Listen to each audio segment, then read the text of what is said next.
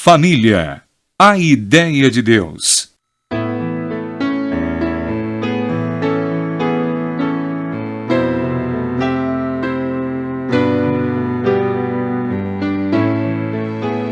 Quatro bases para um casamento feliz, conforme o arquiteto do lar.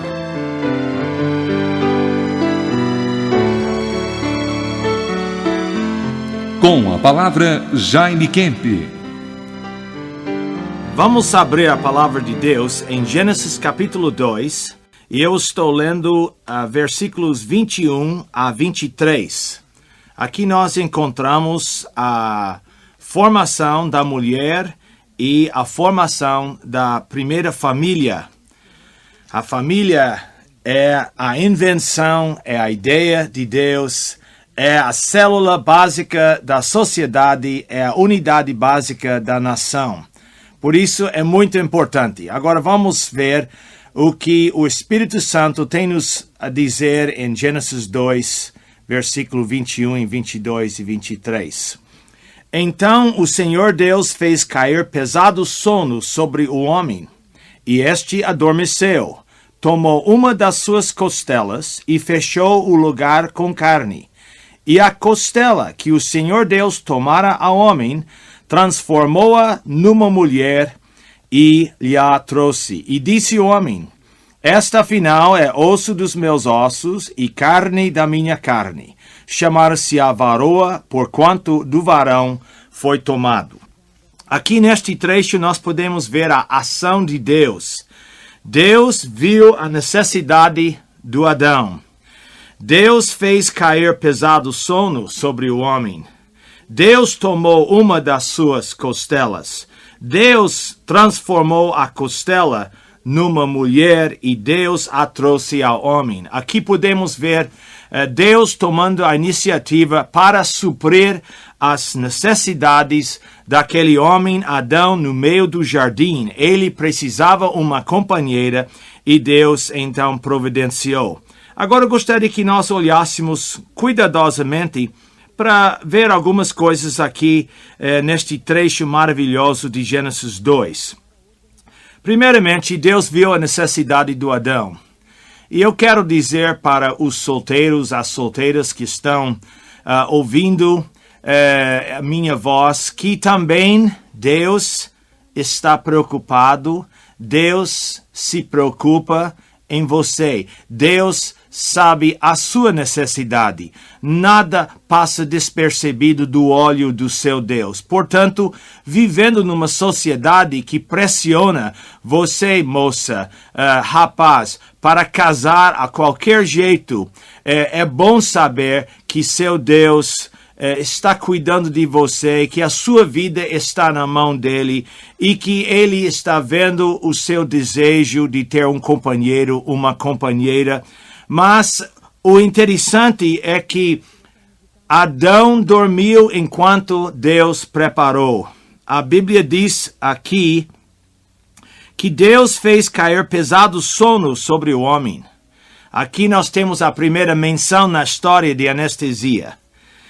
Adão dormiu enquanto Deus preparou. Gosto muito deste conceito, porque eu acho que a juventude precisa aprender, dormir, descansar e esperar para que Deus possa preparar e um dia trazer aquele companheiro, aquela companheira para suprir as suas mais íntimas necessidades.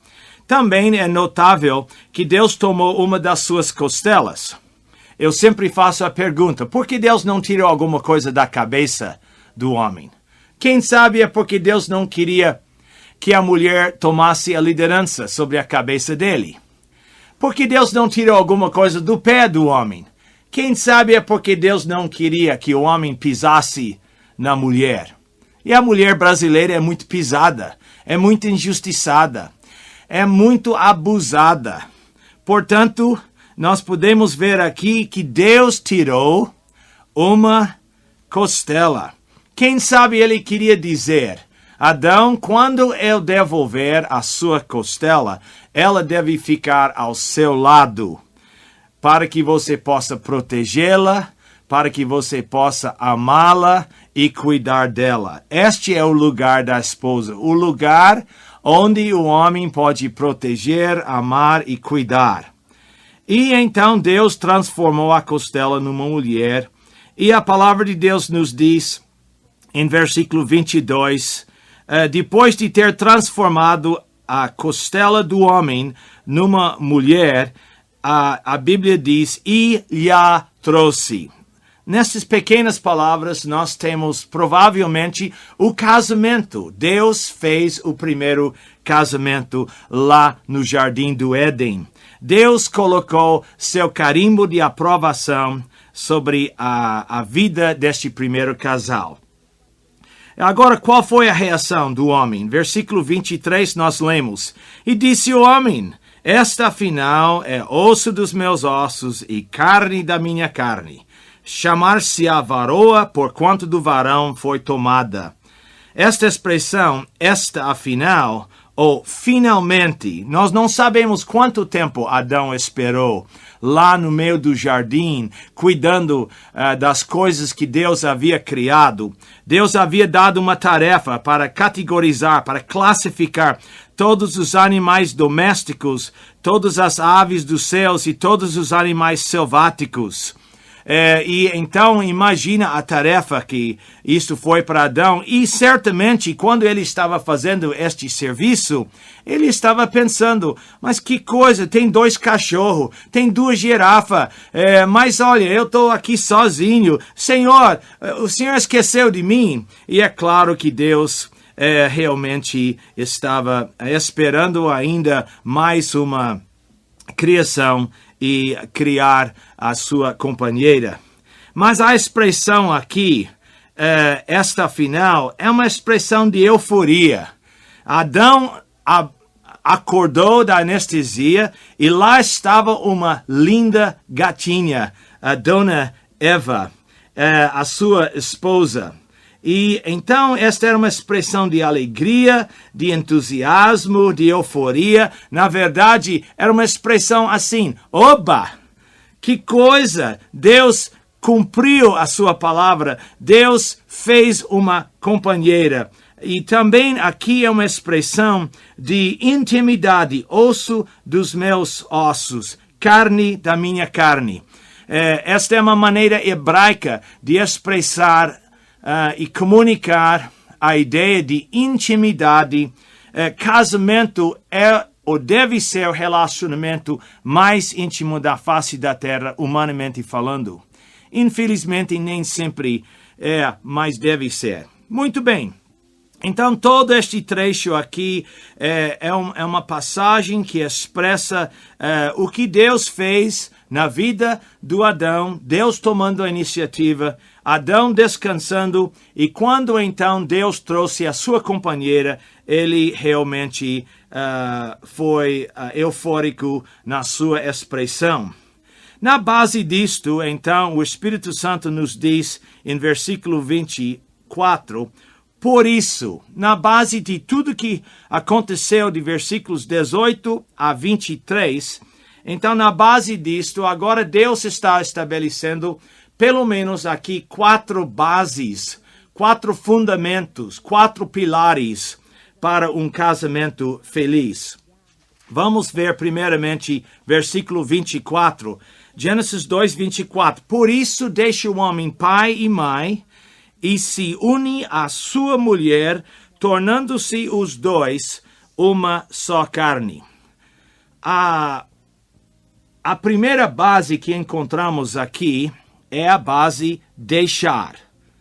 Por isso, deixa o homem pai e mãe. E eu quero abordar com bastante clareza esta questão do deixar. Primeiramente, há um deixar geográfico, depois há um deixar financeiro e, em terceiro lugar, há um deixar emocional. No dia do casamento, o homem deixa mamãe e papai em função. Ele sempre é filho dos seus pais, mas em função agora ele vai se tornar marido. Então ele deixa mamãe e papai em função e se torna em função marido. A mulher, no dia do casamento dela, deixa em função a ser filha e se torna, então, esposa. O que é que nós temos, então? Temos uma esposa funcionando como esposa e um marido funcionando como marido.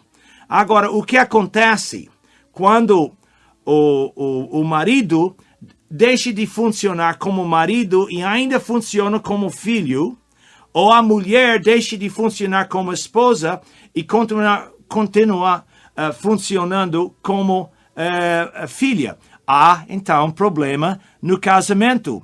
Por isso, o Espírito Santo, estabelecendo as bases para o casamento, deixa muito claro aqui a primeira base, o deixar.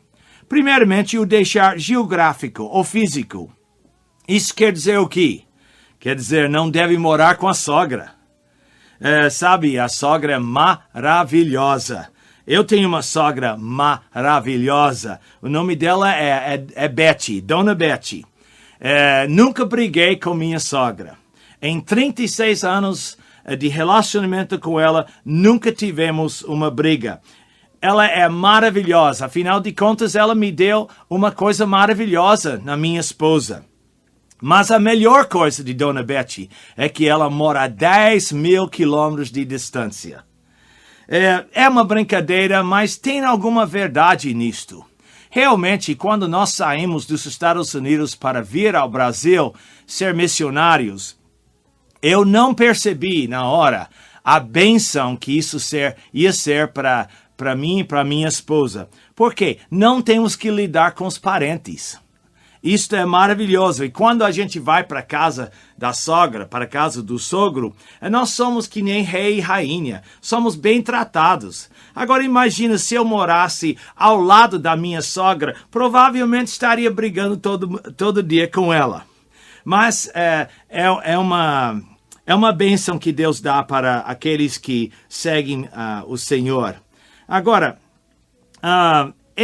quando eu falo disto, eu entendo que há muitas sogras e sogros que são que nem mamãe e papai. Um bom exemplo disso é minha própria esposa.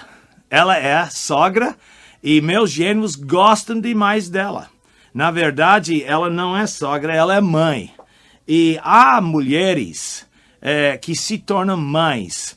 Há mulheres e há homens que sabem administrar o relacionamento entre nora e genro. Mas nem todos. E por isso, Deus deixa muito claro que o homem deve deixar, que a mulher deve deixar. Agora, há um deixar geográfico. Isso quer dizer, não mora na mesma casa com seus sogros. Não mora no mesmo prédio. Nem na mesma rua. Nem no mesmo bairro. Quem sabe na mesma cidade, se a cidade for grande, como São Paulo. Você disse, Jaime, você é muito radical, você é muito duro em relação à questão da sogra. Eu sempre diria que se você seguir meus passos, você ia ser até mais duro do que eu. Porque a gente lida diariamente com o problema de desobediência entre casais em relação aos seus sogros. E o problema que pode surgir. E surgem muitos problemas no aconselhamento porque ou o filho ou a filha não deixou mamãe e papai e às vezes irmãos e tios e parentes também. Então é necessário o deixar.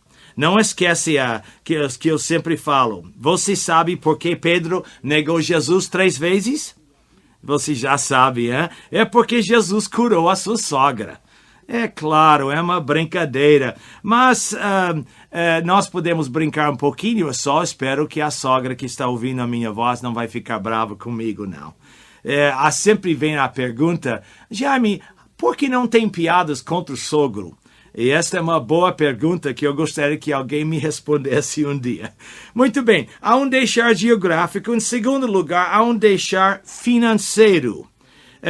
Há um deixar financeiro. Quando casamos, nós temos nossas finanças separadas das finanças da nossa família onde fomos criados.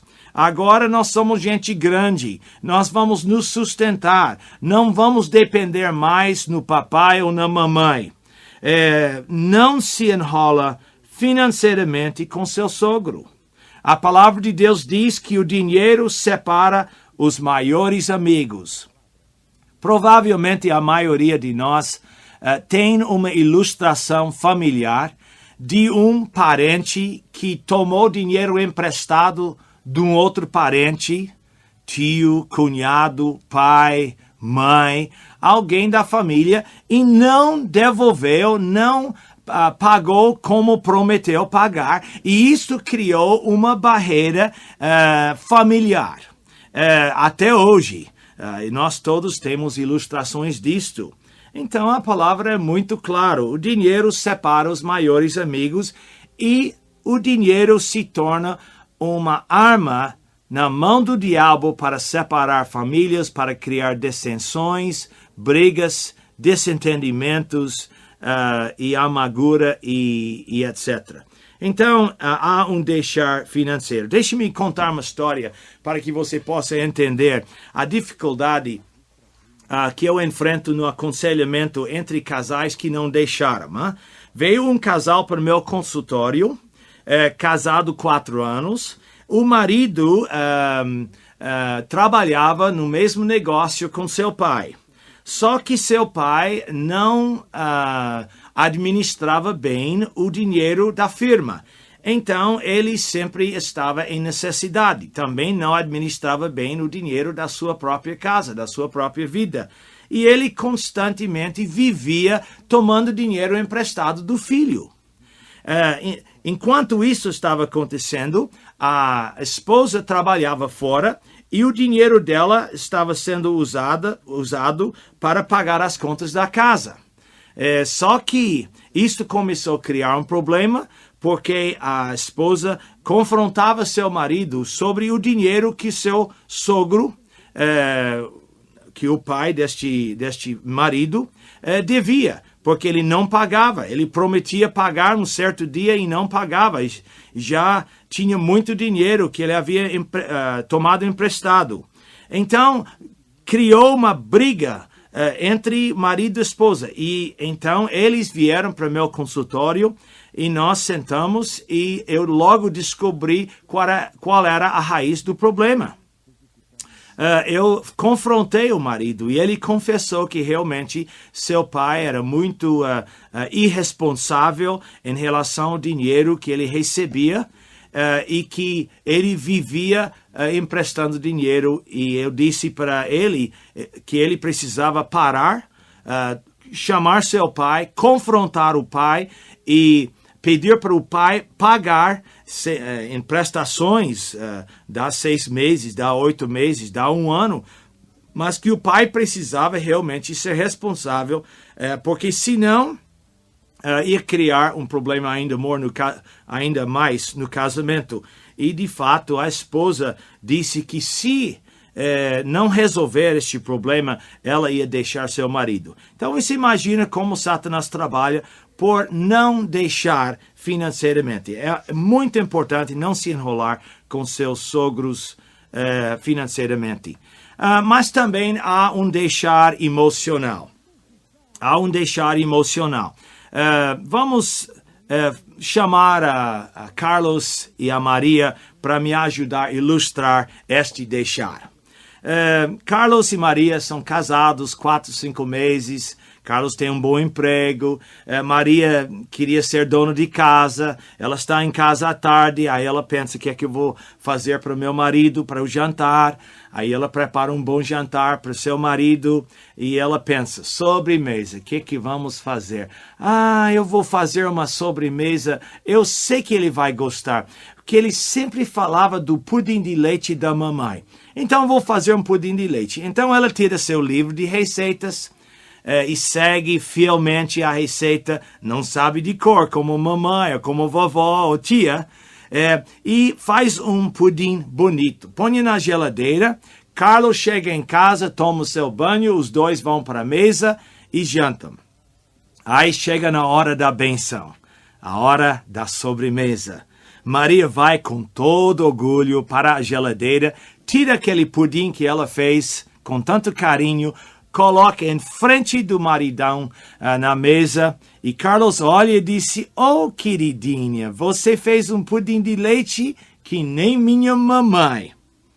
Carlos, dá licença, Carlos, não é pudim da mamãe. Você casou com Maria, é o pudim dela. Aí então ela faz uma porção para ele pega a primeira colherada, põe na boca e faz uma careta e fala para sua esposa: "Querida, você precisa aprender a fazer pudim de leite da minha mamãe." Tá vendo? Carlos ainda não saiu debaixo da saia da mamãe. Casado já 4 meses com Maria, mas ele tem dificuldade de deixar emocionalmente a sua mãe e, neste caso, o pudim da mamãe. Homens solteiros e casados, quando casa com Maria, casa com o pudim dela. Quando casa com Maria, casa com o bife duro dela. Quando casa com Maria, casa com feijão e arroz queimado dela. E olha, esposa, olha, Maria, quando você casa com Carlos, eventualmente você casa com a barriga e com a careca dele. É claro que tem exceções à regra. É importante compreender, então, este deixar emocional. É deixar. Então, essa é a primeira base, o deixar físico, geográfico, o deixar financeiro e o deixar emocional. Agora, uma pergunta. Maridão, você acha que há problema no seu casamento por não ter deixado sua mamãe? Esposa, há problema no seu casamento por não ter deixado sua mãe ou seu pai? É bom parar e avaliar, porque é uma das coisas que o diabo está usando para causar tensões e pressões dentro do casamento. Gênesis 2, versículo 24, primeira base: deixa o homem pai e mãe. Como é importante este princípio. A segunda base para um casamento feliz encontramos também em Gênesis 2, 24. Por isso deixa o homem pai e mãe e se une à sua mulher. Segunda base é a base compromisso. Esta palavra se une significa cimentar, colar ou grudar. Imagina que eu tenho nas minhas mãos 2 folhas de papel em branco. Uma folha de papel vai representar a noiva no dia do casamento e a outra folha vai representar o noivo. Então vamos passar cola neste papel que representa a noiva e neste papel que representa o noivo. E no dia do casamento, vamos então colar essas 2 folhas de papel, representando então este sentimento que o Espírito Santo colocou aqui em versículo 24. Se une à sua mulher. Na mente, no coração de Deus, casamento tinha o elemento de permanência. Jesus, quando perguntado assim pelos fariseus em Mateus 19 sobre a questão de divórcio, ele falou sobre a concessão do divórcio, a infidelidade, mas ele fez o seu povo a voltar para o início e citou, então, Gênesis 2, 24, comunicando a ideia que na mente de Deus, casamento era até a morte nos separe. Até a morte nos separe. Tem a ideia de compromisso completo, assim, quando nós estamos no altar, diante de Deus, diante da congregação, diante dos familiares e diante do cônjuge, o voto, a promessa é uma coisa muito séria. Agora, nós vivemos numa sociedade, numa época em que o compromisso, a promessa, não tem muito significativo. é muito fraco.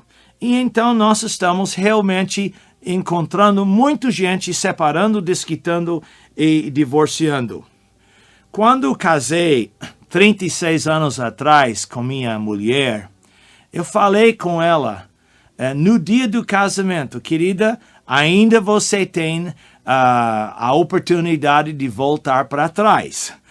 Olha bem para esta cara que você vai viver uma vida com ele. E então nós fizemos o compromisso firme de ficar velhos juntos. Eu pretendo ficar velho com minha esposa Judite. E eu acho que ela pretende ficar velho comigo. Nós já estamos casados muitos anos e felizes. Mas existe um compromisso. Por quê? Porque vem problemas, vem tempestades, vem dificuldades de todo tipo. E então a tendência é de fugir, usando divórcio como maneira de escapar. Mas quando vêm as dificuldades, as tempestades, as lutas, as perseguições, os sofrimentos, então nós tomamos a decisão. Nós nos apresentaremos diante do Senhor e Ele nos dará a vitória. E temos feito isto ao longo do nosso casamento. E este compromisso tem sido uma bênção para nossas vidas, para nossas famílias, especialmente para nossas filhas. Este exemplo de ficar juntos.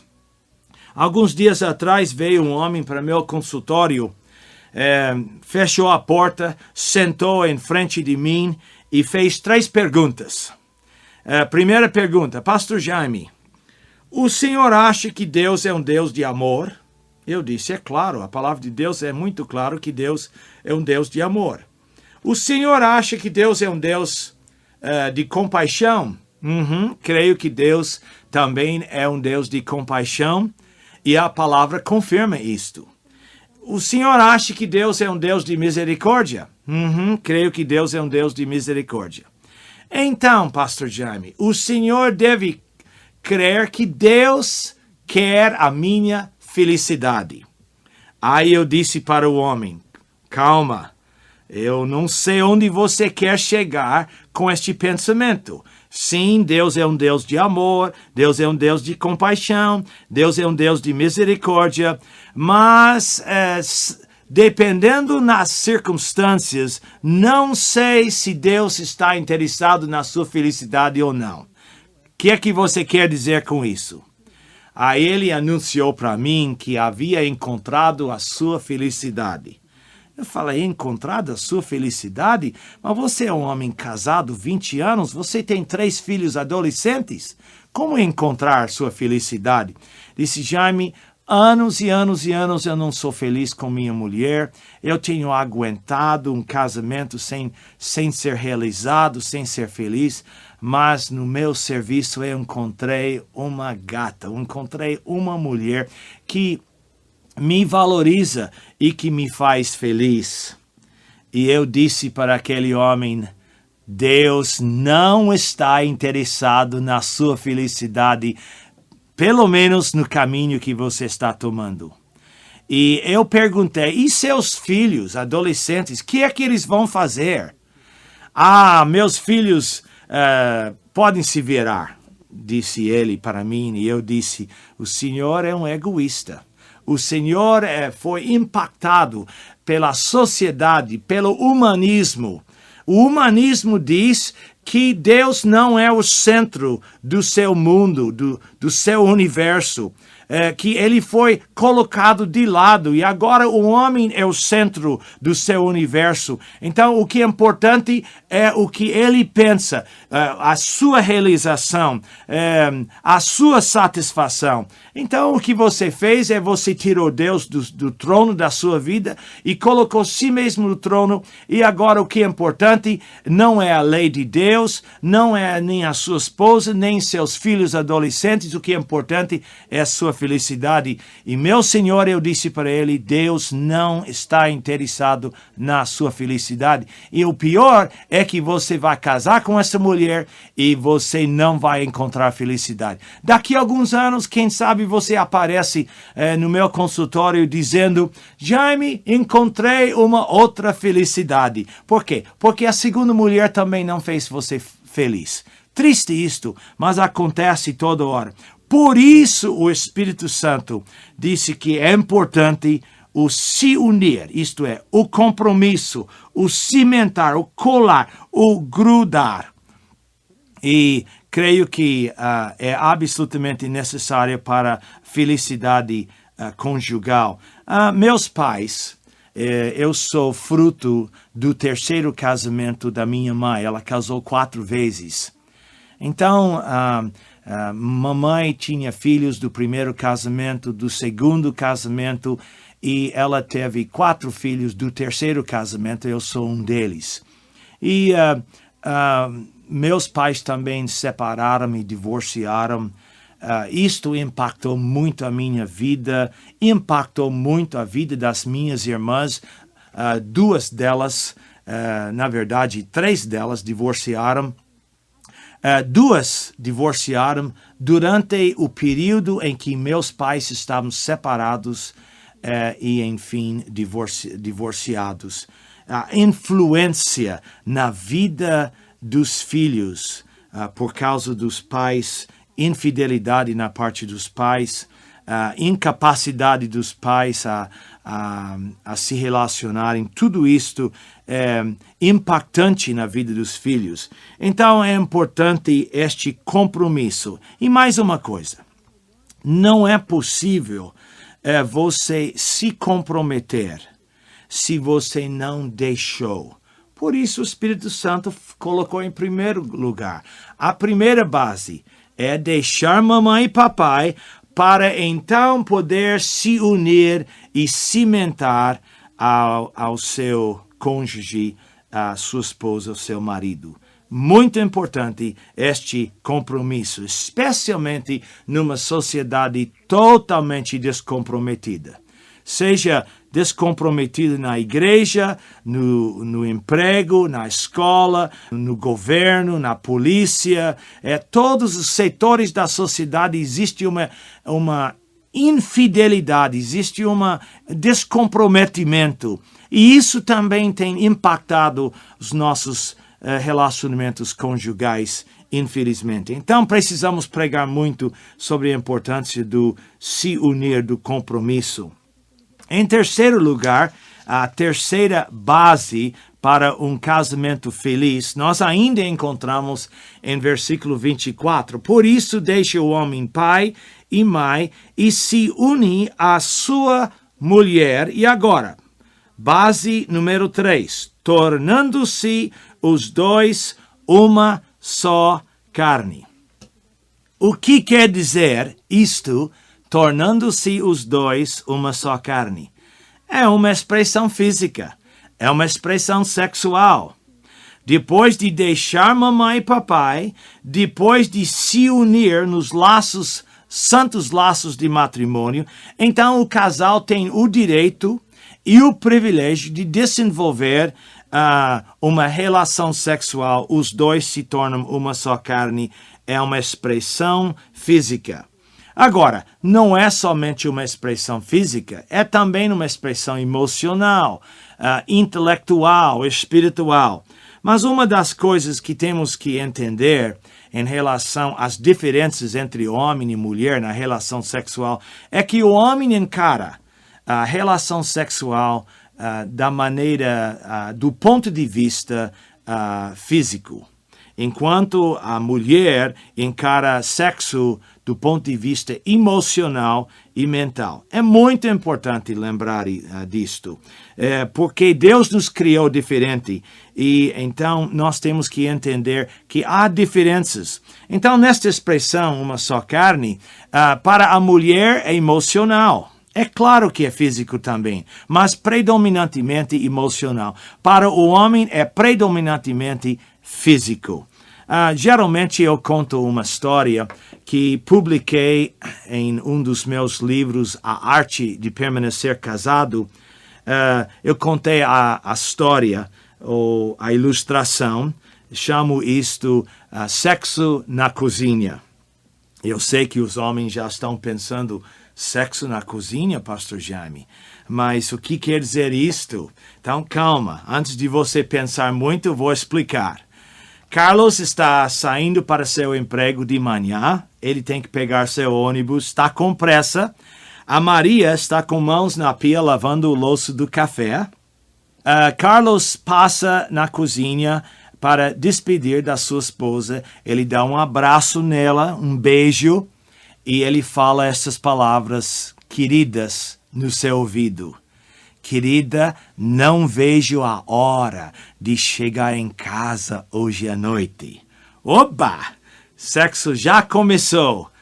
Pensando em algo para a noite, hein? Já começou. O marido não precisa toda esta palavra de encorajamento, de preparação, mas a mulher precisa. Então, nesta maneira, ele está preparando a sua cama, o seu relacionamento com a sua esposa à noite. À tarde, ele está lá no serviço, trabalhando, e ele tem 1 minuto entre uma atividade e outra. Então, ele liga para sua esposa. Querida, é seu maridão. Tudo bem, querido, o que você quer? Eu tenho uma coisa muito importante a dizer para você. O que é? Querida, eu só quero dizer que eu te amo e te amo muito. Marido, desliga o telefone, não deixe ela responder. Ela vai morrer de curiosidade. Por quê? Porque você nunca fez isto. E ela vai perguntar, por que será que ele falou isso para mim? O que é que você está fazendo? Você está preparando a sua cama. Você está preparando o caminho para um bom relacionamento sexual com a sua esposa.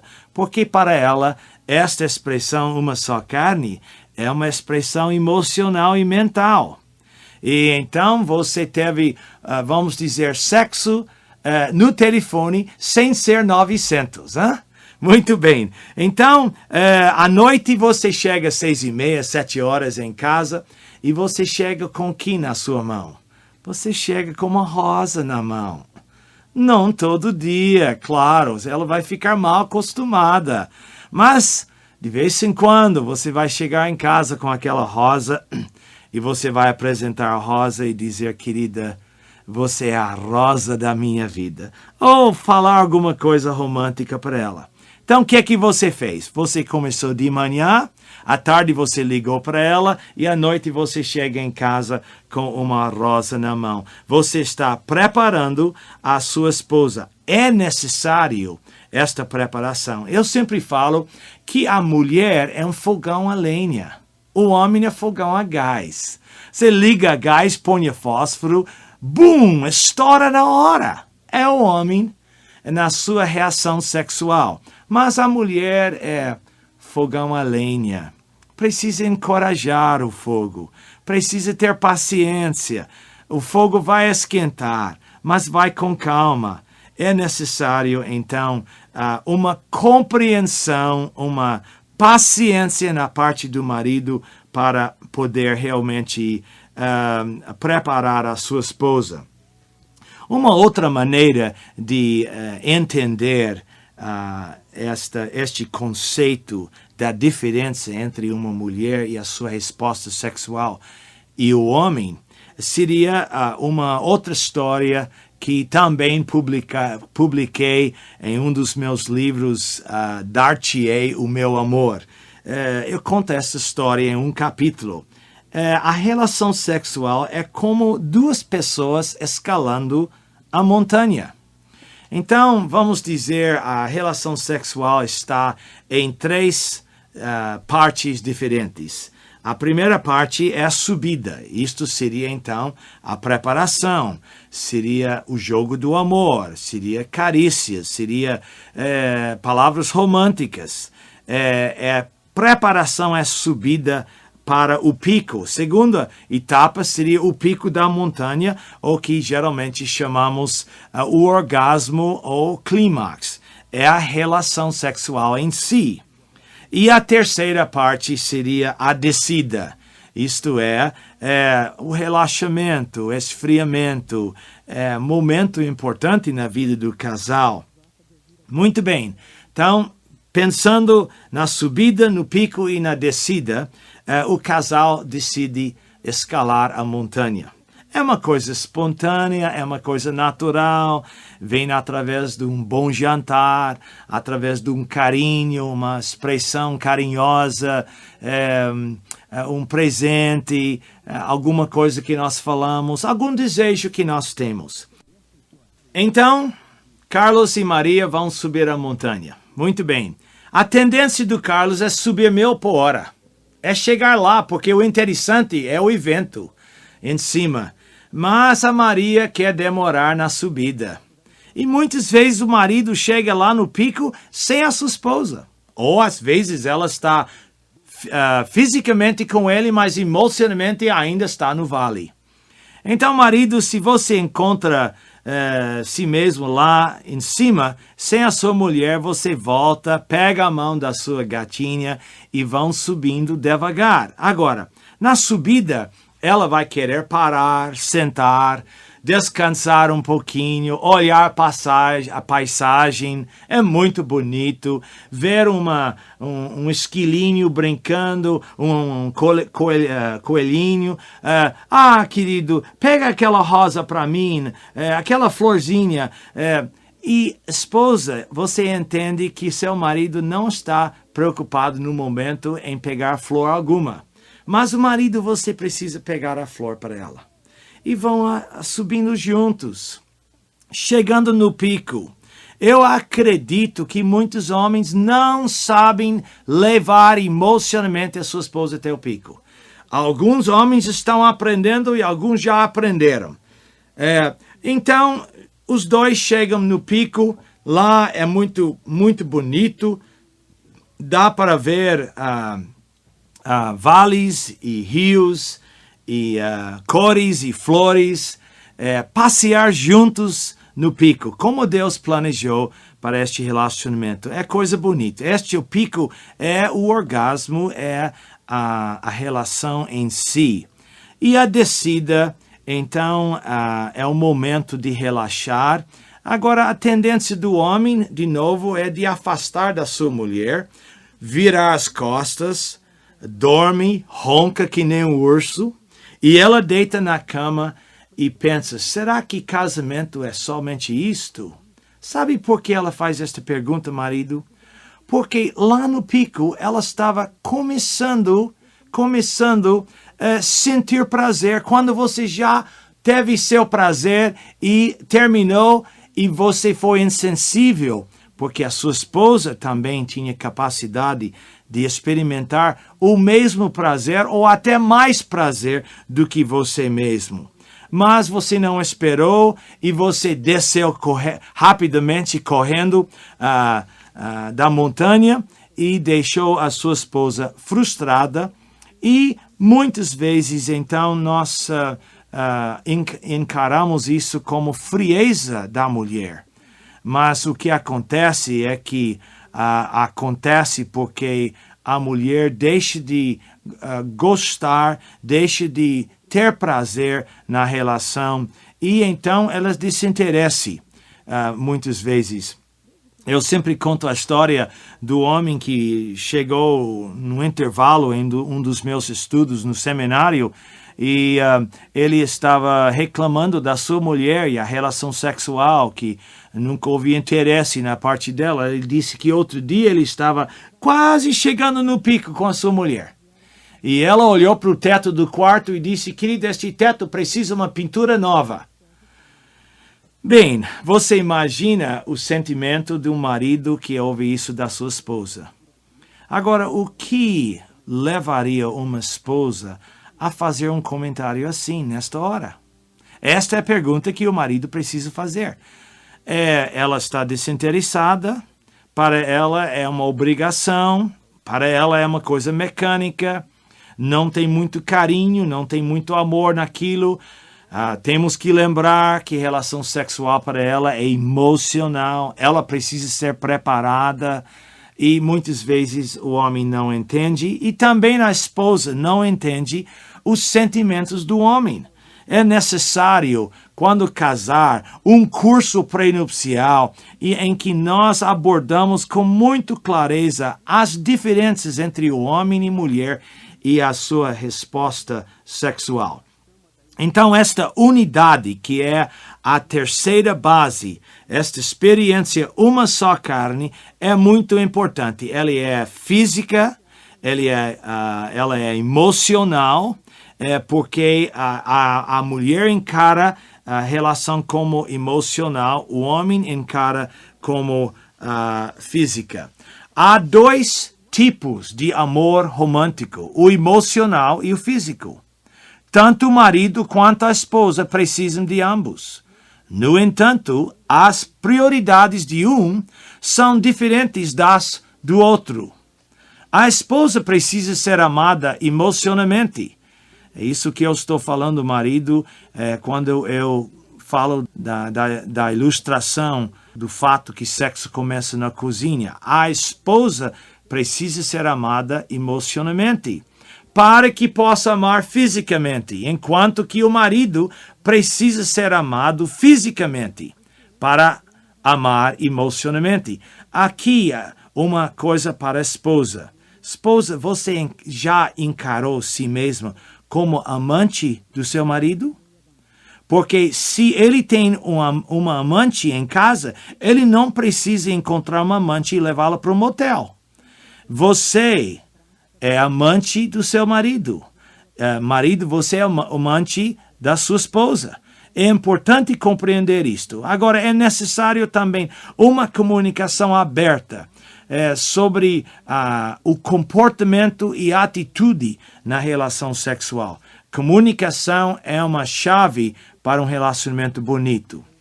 Agora, o homem possui uma energia muito viril, diferente da apresentada pela esposa. Chega a ser impulsiva, rápida, repentina e intensa. O marido encara o sexo como qualquer outro acontecimento. Na verdade, como mais um evento na sua vida. O desejo sexual de uma esposa vai chegando à superfície como bolhas vindas de um profundo poço produzidos por um íntimo compartilhar com seu marido. Isto quer dizer que a comunicação é muito importante no dia a dia do relacionamento. É meditativo, lento, significativo, resultante de carinho e afeição. O comportamento de uma semana toda determina a qualidade do amor da esposa. A esposa encara o sexo da mesma forma que encara os outros acontecimentos de sua vida, como um relacionamento. O homem encara sexo como mais um evento, a mulher encara sexo como um relacionamento. Para ele, sexo é um evento, para ela é um relacionamento. Ele quer fazer sexo da mesma forma que executa outros itens de sua agenda. Ela quer fazer sexo no contexto de um relacionamento significativo. Ele diz, vamos fazer amor e então falaremos sobre tal assunto. Ela pensa, vamos gastar tempo apreciando e conhecendo um ao outro e então vamos fazer amor para celebrar este acontecimento. Estas são diferenças básicas tremendamente importantes nesta terceira base, que é unidade na expressão física, a expressão emocional, a vida sexual do casal. A quarta base para um casamento feliz encontramos em Gênesis 2, versículo 25. Ora, um e outro, o homem e sua mulher, estavam nus e não se envergonhavam. Adão e Eva estavam no meio do jardim, andavam nus e não se envergonhavam. Eu sempre falo que Era um casal sem vergonha.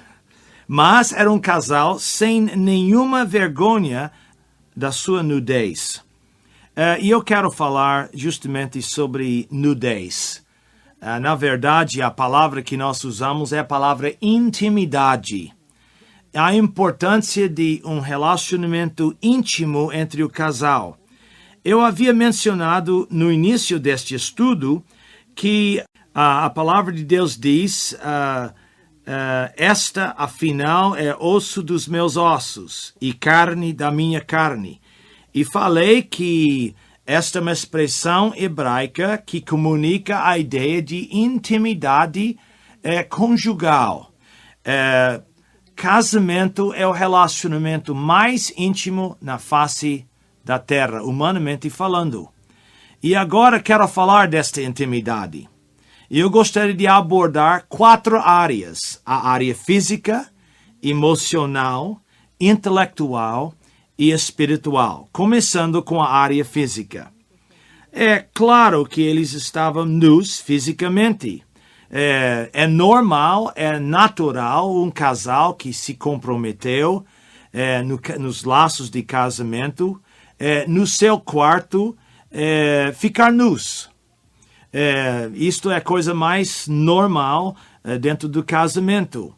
Um homem chegou para mim uma vez e disse: Pastor Jaime, eu sou casado 14 anos com minha mulher e nunca a vi nua. Falei, o quê? 14 dias talvez, quem sabe até um mês, mas 14 anos, e ele disse para mim, meio frustrado, minha esposa usa pijama de flanela. Eu perguntei, mas num país tropical como o Brasil?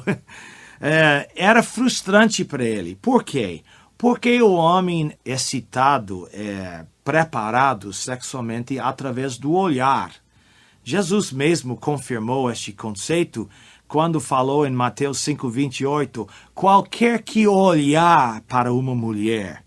Não é pecado olhar para uma mulher, mas olhar como intenção impura já é um adultério emocional e mental. Então, Jesus disse que quando o homem olhar como intenção impura para uma outra mulher, então ele já adulterou com ela no seu coração, no centro do seu ser. Então, Jesus está confirmando o olhar. O homem gosta de olhar. O Jó teve um problema com seus olhos. Em Jó capítulo 31 e versículo 1, ele nos fala um pouquinho sobre a luta, sobre a tremenda luta que ele passava. Ele fala neste versículo, fiz aliança com meus olhos, como, pois, os fixaria eu numa donzela? Então, ele está comunicando a dificuldade que ele teve de ficar olhando para uma menina que não seja a sua esposa. Então, ele fez uma aliança. Homens, nós diariamente precisamos fazer uma aliança com os nossos olhos. Agora, com a sua esposa não. Inclusive, é coisa mais natural ele querer olhar para ela. Por isso ele compra uma camisola transparente. E a esposa, você precisa receber aquele presente com maior alegria e desfilar dentro do seu quarto com a porta fechada, você com seu marido. Então, nudez é uma coisa natural, é uma coisa importante no relacionamento. Intimidade física. Mas também existe nudez emocional, ou intimidade emocional. O que quer dizer isto? Eu gosto de dizer que a intimidade emocional quer dizer abrir seu coração e deixar seu cônjuge passar a mão na parede do seu coração para fazer uma massagem. É uma hora em que nós vamos compartilhar intimamente nossos sentimentos, nossas alegrias, nossas tristezas, nossas dores, nossas tentações, nossos sonhos, nossos projetos. Às vezes é uma hora para chorar juntos. Às vezes é uma hora para rir, compartilhar, é uma hora para orar. Mas é uma hora em que nós abrimos nossos corações um para com o outro. Uma das tristezas do meu ministério com casais é ver como o casal deixou o sentimento de romantismo morrer. Casal, você lembra quando namorou, quando noivou, quem sabe no primeiro, segundo ano de casamento, como vocês tiveram o desejo de estar juntos, de passar a mão um do outro, de ser romântico, de falar até uma poesia um para com o outro. Você tinha aqueles sentimentos, mas através do casamento, através dos anos, alguma coisa aconteceu. Quem sabe as pressões de terminar faculdade, ou quem sabe o primeiro filho veio, ou problemas com sogros, ou problemas financeiros. São pressões e tensões dentro do casamento que muitas vezes tira nossa comunicação emocional, nossa intimidade, a nossa amizade. Não podemos deixar acontecer. Nós precisamos proteger a nossa intimidade emocional. A terceira nudez que eu quero abordar é nudez intelectual ou intimidade intelectual. Basicamente, isso quer dizer que nós temos capacidade de dialogar como casal. Capacidade de levantar qualquer assunto. Não tem assunto que nós não podemos falar. A esposa às vezes fala, Jaime, se eu levanto aquele assunto para com meu marido, ele vai ficar furioso. Ou o marido às vezes fala, Jaime, aquele assunto no nosso casamento não dá não. Pena, porque Deus criou o casamento para ser íntimo, para ser aberto, transparente. E nós temos dificuldade de ser transparentes, de ser abertos, de não fingir, de não ser mentirosos no nosso relacionamento. E um dos problemas é na área de dialogar. Nós temos dificuldade. E a minha oração é que você possa desenvolver um diálogo aberto, franco, honesto, sem sentir ameaçado, sem sentir agredido ou atacado, mas um diálogo calma para discutir os assuntos e trazer assuntos a uma conclusão, a resolver algum conflito, algum sentimento. Então, essa nudez intelectual, a capacidade de dialogar, de conversar e de resolver qualquer assunto dentro ou fora do nosso casamento, super importante. E a última intimidade ou nudez é a intimidade espiritual.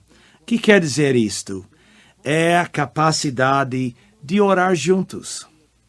Olha, infelizmente, a nossa pesquisa consta que casais criados em nossas igrejas evangélicas, a grande maioria, não oram semanalmente.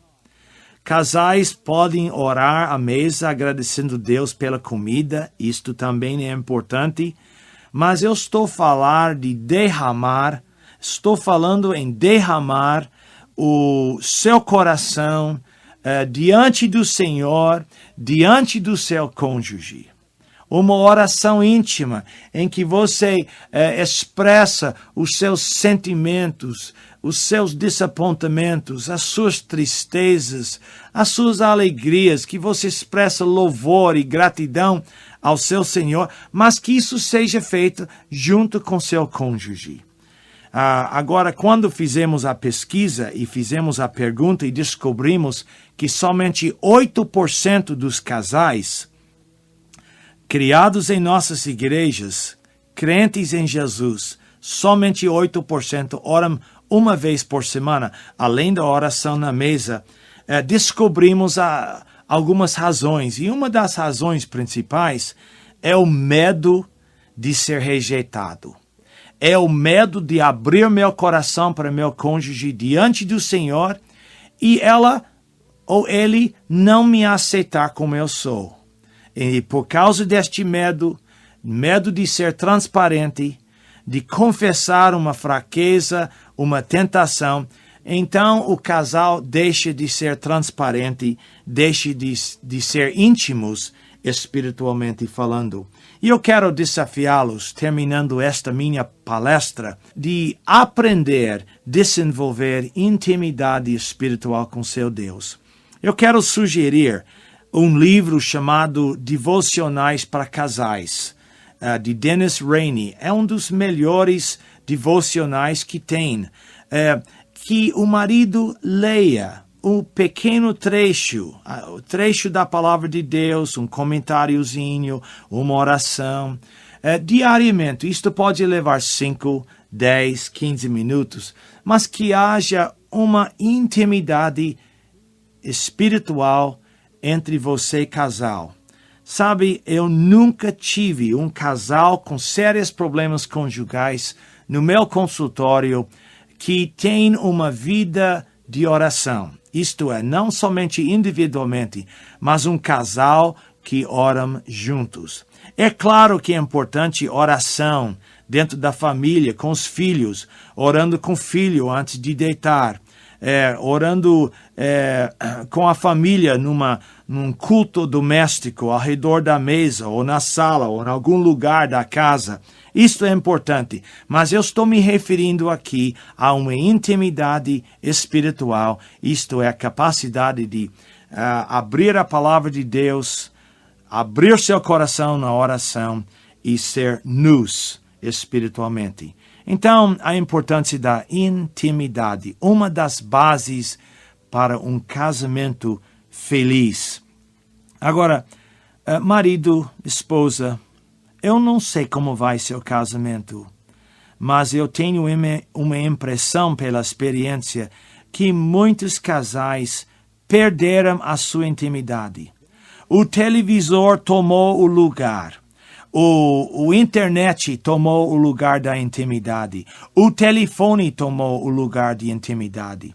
Então, há horas quando você vai desligar o telefone, desligar o televisor e a internet e vão sentar no sofá com uma limonada geladinha na mão ou com uma xícara de chá, dependendo do clima, e ter uma conversa aberta, calma, com seu cônjuge e orar juntos. Como é importante o desenvolvimento desta intimidade. O mundo não protege a sua intimidade. O seu chefe no serviço não se preocupa na intimidade do seu casamento. É você, marido, é você, esposa, que tem que tomar iniciativa, tomar decisões na sua vida, na sua agenda, para que você propositalmente possa ter momentos em que você desenvolve esta intimidade, esta nudez com o seu cônjuge. Então, recapitulando, 4 bases para um casamento feliz que encontramos em Gênesis 2, versículos 24 e 25. A primeira base, deixar. Este deixar é para mamãe e papai deixar o filho no dia do casamento, mas é também para o filho e a filha deixar mamãe e papai. É importante este deixar. A segunda base é o compromisso. Até a morte nos separe. É o colar, é o cimentar do casamento. Absolutamente essencial para a felicidade conjugal. A terceira base é a intimidade. Intimidade física, intimidade emocional e espiritual no relacionamento conjugal. Os dois se tornam uma só carne. E então a última, encontrado em Gênesis 2:25, nudez no casamento. Nudez física, emocional, intelectual e mais importante, creio eu, é a intimidade espiritual, a sua vida com Deus, como é importante. Que Deus possa abençoar ricamente estes conceitos do arquiteto do lar revelado em Gênesis 2, sua vida e seu casamento e a sua família. Eu peço isto em nome de Jesus. Amém.